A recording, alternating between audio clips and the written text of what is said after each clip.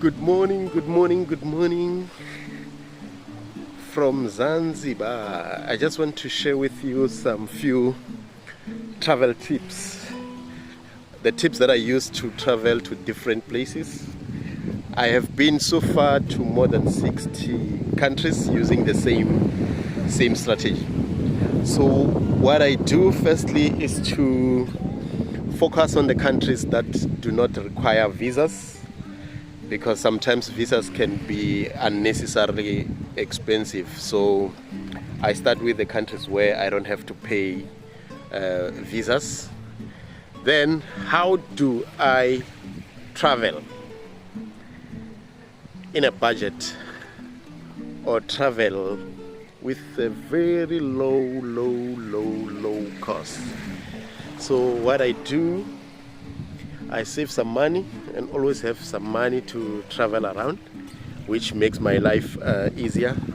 So just put some money in an account that is interest bearing, where you can be able to generate some few interest, so that you don't just put your money somewhere where you're not gonna get any interest. Then I will then start looking for cheaper flights. I always want to travel cheaply. So I'll use different platforms that we have to look at the best and cost-effective flights. Then from there, I'll check their social media and check when are they going to have specials or whether they have specials. And immediately when there's a special, I'll then book the flight and secure the space. And from there, then the trip is ready. What will then be left is accommodation. So for accommodation, it's also very easy. I don't book accommodation in advance.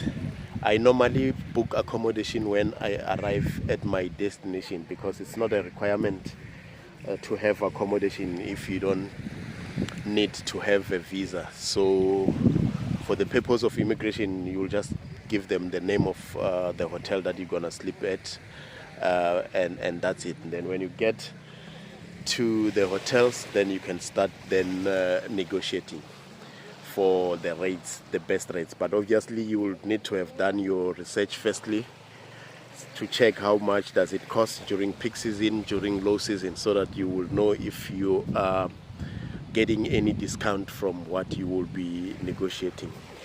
Then the third point is food. So food is expensive, particularly when you are eating from the restaurants within the hotel where you'll be sleeping. So the best way is just to book a bed and breakfast. Then you eat breakfast in your hotel, and the rest of the food you will then eat in the restaurants on the street. Then it will be cheaper. You will then be able to travel cheaply. I've seen so many travel agents who sell the trip to Zanzibar, to different destinations, and they charge exorbitant amount of money, which myself I would not pay for such. So I use a fraction, a quarter of what these guys advertise, because of the strategies that I use to visit different areas. So that's how I do it, and this is the beautiful Zanzibar. So the place that I'm sleeping at, it's called Kiwenga Beach Resort, which is just somewhere there where there's white buildings, but there's a number of hotels establishment along this beach. I am in Kiwenga Beach, which is in the southeast of Zanzibar. So it's beautiful. It's also empty. I'm just the only tourist here this morning. So yeah, it's beautiful. I'm enjoying it. So this is how I do it. So traveling to various countries is very cheap, and you just need to know the best strategy to use to visit these areas. So how do you get around when you are in Zanzibar? So there are a lot of options. If you travel cheap like me, there is local transport called Dala Dala. So from one end of the island to another island, it's about 15 rand equivalent of South African rand. So it's very cheap, and you can be able to go everywhere in the island basically. So it's so cheap, you can afford to do that. Then the second option is to hire the taxi, which ranges between 25 USD to couple of rands. So it just depends on what your affordability is. And the last part, you can book the car. So booking a car rental is also very, very, very cheap. You can book a car rental for 25 USD a day with unlimited kilometers. So you can basically go anywhere in the island for 25 USD per day.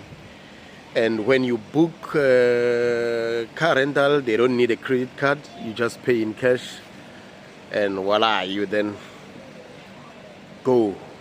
But before that, you need to get a local license, where you have to pay 10 USD to get a local driving license, because you are not allowed to drive without that local driving license. So you don't need to have an international license, you just need that local license, and that's it.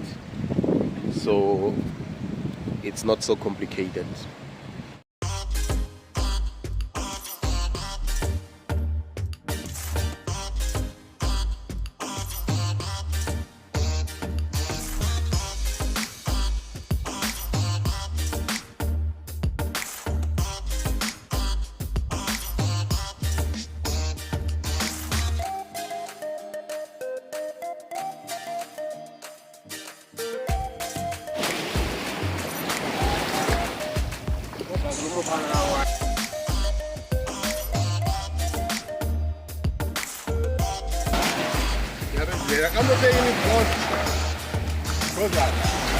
Malum?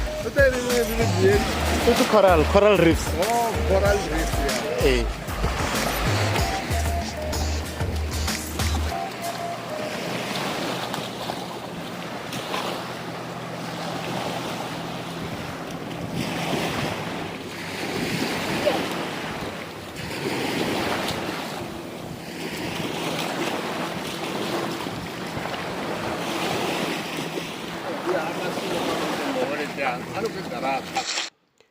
So this is Jozani Forest, which is the only national park in Zanzibar, and this is the only area where you can find the colobus monkeys, and unless you see them in the zoos. So this is their natural habitat, where you can find them in the natural environment.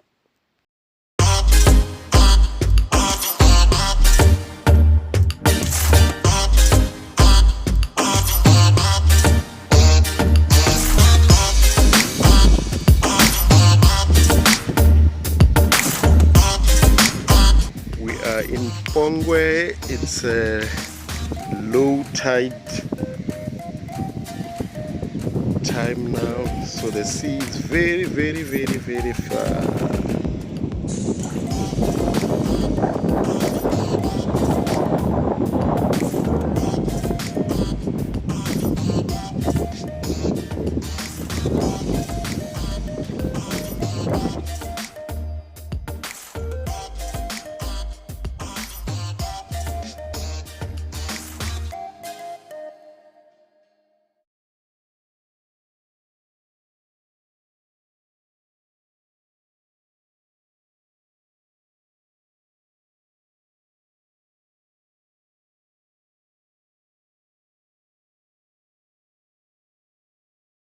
Yeah, so this is what I had for you. Just wait for another video where I'll be sharing more details on how to travel cheap. Ciao.